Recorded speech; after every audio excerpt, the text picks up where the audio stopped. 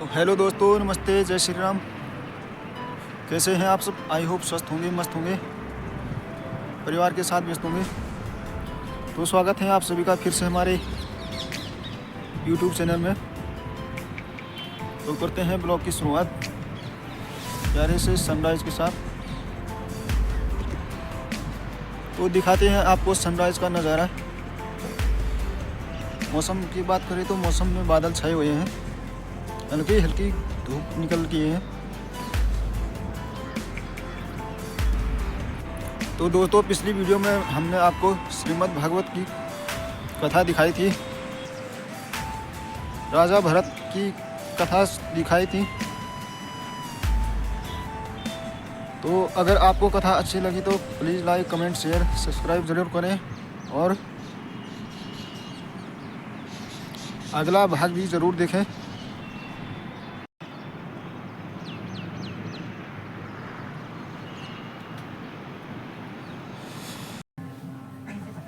एषां न विद्यां न तपो न दानं ज्ञानं न शीलं न गुणो न धर्मं ते मर्त्य लोके भूमिभारभूता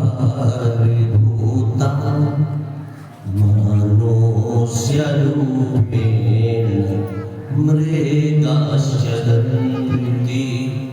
श्री कृष्ण गोविंद हरे मुरारे हे नाथ नारायण वासुदेव। आज पशु का और मनुष्य का प्रेम हुआ और इतना प्रेम हुआ कि भजन धीरे धीरे घटने। कहते हैं जब अंत जितने भजन करने वाले थे उनको मृग योनि में जाना पड़ा। तो आप एक बात बताइए कि मृग योनि में क्या वो भजन काम नहीं किया उसने? बोले पूर्व जन्म की स्मृति करती, पशु बन करके पूर्व जन्म का दर्शन, भान है उनको, ज्ञान है उनको। दूसरी योनि मृग योनि में जाकर के जीवन को जब इन्होंने भोगा तो जलाशय में जल पिया, जंगलों से कोमल पत्तियां चूंग करके और अपने उदर की पूर्ति की, और वो मृग भी जो है मारा गया, उसके प्राण। फिर अगले जन्म में वो मृग क्या बना? फिर मनुष्य। तीन जन्मों की कथा। भरत जी महाराज जिससे जन्म लेते हैं किसा ब्राह्मण के घर में। ब्राह्मण की खेती थी तो ब्राह्मण का धर्म होता है विद्या अर्जन करना, ज्ञान अर्जन करना, उसको वितरण करना। पिता ने रखवाली के लिए रखा, इसने खेत में जो है सारे पक्षियों से बालें कटवा दी। पड़ोसी किसान दौड़ दौड़ करके आए और कहा तुम्हारा बेटा किसी काम का नहीं, ये तो तुम्हारा नुकसान। पिता ने इसको घर से निकाल दिया। संसार उससे प्रीति करता है, संसार को जो कुछ प्रदान करता रहता है। जिस दिन संसार से मिलना बंद हो जाएगा हम उससे विरोध शुरू करेंगे।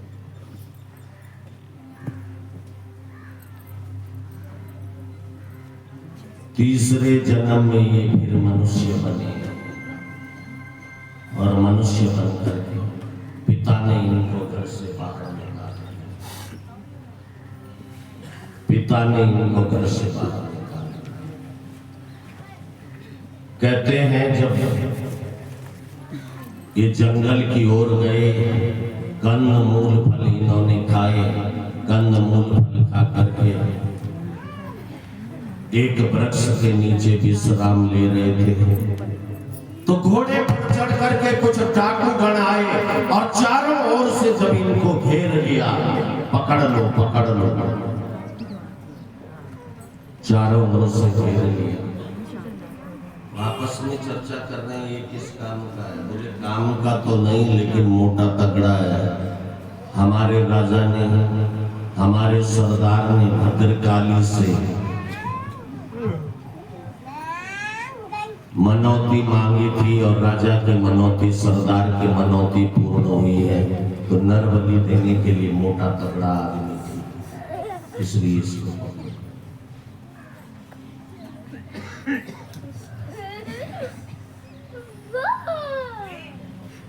जब भद्रकाली के सामने नर बलि देने के लिए इस राजा को, इस भरत को जो मृग बना था, फिर ब्राह्मण वंश में जन्म लिया, जब भद्रकाली के सामने ले जाया गया तो आज इसने अंतर मन से जो है भगवान के लिए भजन कहा और कहा प्रभु मैं भरत था, मृग बना, फिर जड़ भरत मेरा नाम पड़ा ब्राह्मण वंश में, मेरे ऊपर संकट पर संकट, मैं तुम्हारी भक्ति करता रहा और तुम मुझको संकट देते रहे, मैं झेलता आया हूं, लेकिन आज सहन नहीं होगा, आज फैसला होकर के ही रहेगा। बोलिए नारायण जयंती मंगला काली भद्रकाली कपालिनी दुर्गा क्षमा शिवा धात्री स्वधा नमोस्तुते। डाकुओं ने तिलक लगाया इसको, सरदार की तलवार को पूजा, और जैसे ही मौली बांध करके सरदार ने उस तलवार को उठा करके नर बलि देने का प्रयास किया, जैसे तलवार को उठाया मूर्ति के भीतर से तेज पुंज निकला, मूर्ति फटी और भद्रकाली प्रकट हो गई।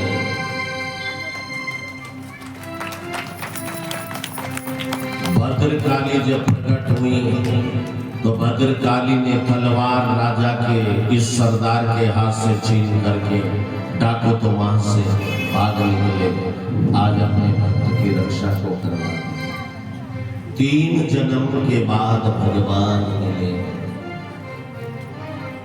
मैं कहता हूं ना बार बार अपनी कथाओं, सच तो ये है कि तूने बुलाया नहीं और बिन बुलाए कभी वो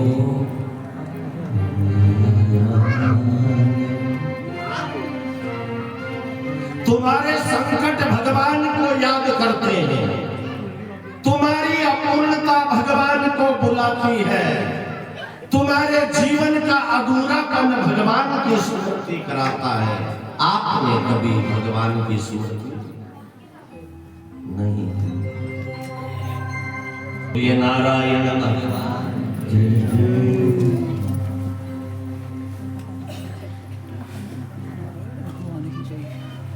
आगे चले, फिर एक संकट और आ गया। 3 लोग आ गए। 3 लोगों ने भरत जी महाराज जो हैं जड़ भरत के रूप में जंगल के बीच में बैठे हुए थे। 3 लोग आ गए।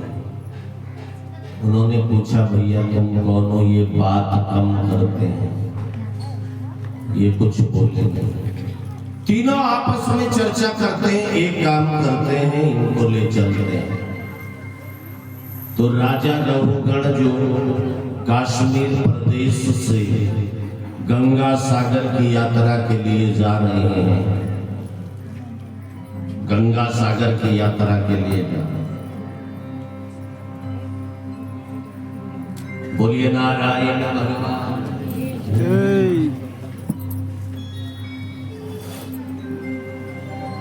तो उनका एक पालकी ढोने वाला कल्ला घोड़ा वो बीमार पड़ा। पालकी कौन है? तो राजा ने आदेश दिया तुम यहाँ इस क्षेत्र में ढूंढो, जो मिले पकड़ करके लिया। तो ये तो समझाया ये जो राजा है ये यात्रा कर रहे थे, इनका एक आदमी बीमार पड़ गया और तुम्हें उस स्थान पर लगना है, इनकी पालकी को, इनकी डोली को आगे बढ़ाना है। कहते हैं भरत जी की संत की दृष्टि बड़ी दिव्य होती है, वो जीव हत्या नहीं करता। एक स्थान पर चींटियां लगी हुई थी, वो 3 कल्लार को उनके ऊपर पांव रख करके मसल करके रगड़ करके आगे निकल गए। और भरत जी जब चींटियां सामने दिखाई दी तो भरत जी ने उछल करके इनको पार किया। बोलिए नारायण।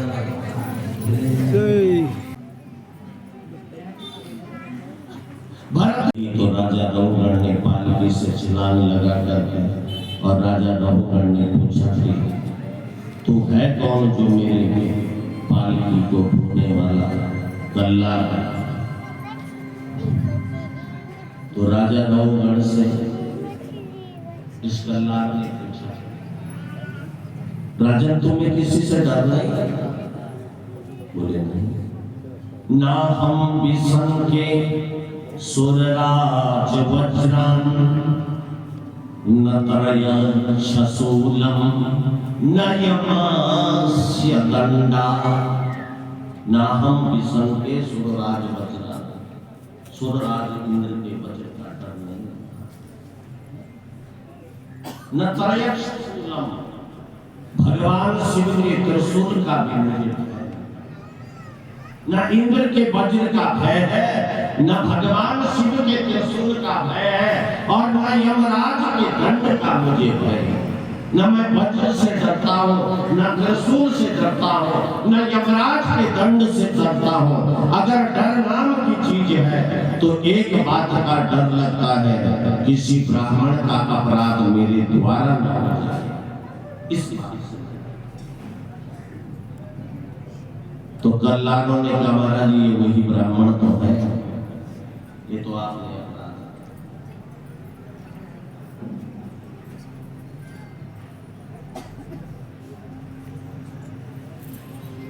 बोले भगवान की सच्चिदानंद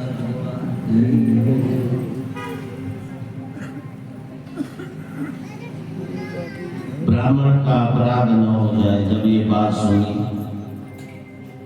तो ध्यान लगा करके देखा, जो इस पालकी में राजा बन करके बैठा है ये कोई और नहीं, वो मृग का बच्चा है जिसको मैंने दूध पिलाया।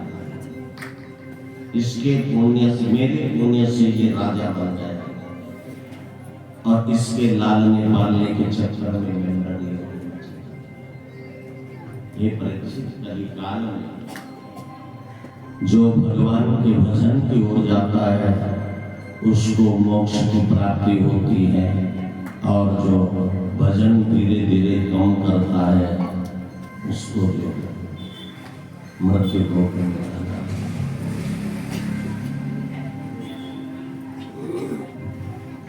पंचम स्कंद में 28 प्रकार के नरकों का वर्णन है,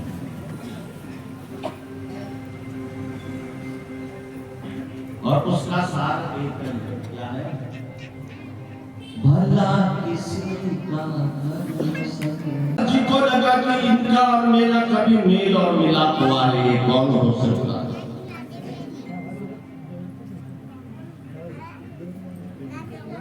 फिर राजा रघुगण बोला, हे कल्लार, हे घोड़ा, तुझे डर नहीं लगता? तुझे अपना शरीर प्रिय नहीं है? अगर मेरा क्रोध जाग गया तो मैं तेरे शरीर को काट करके नष्ट कर। तो ये कल्लार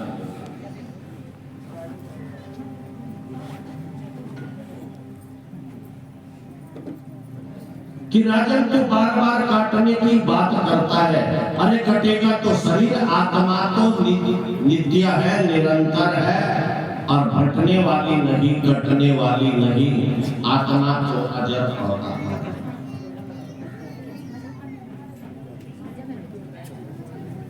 बोलिए नारायण भगवान की। तो शरीर को काट सकता है, आत्मा को नहीं काट सकता। सदा नैनम चिंदन्ति शस्त्राणि नैनम दहति पावका न चैनम क्लेदयान्तपो न शोषयति मारः।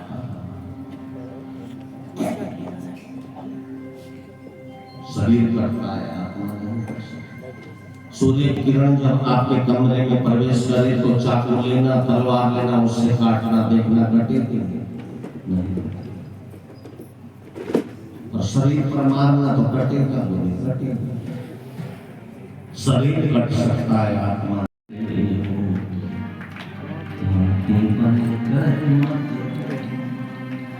भला किसी का कर न सको तो बुरा किसी का नहीं बन सकते, कांटे बन रहना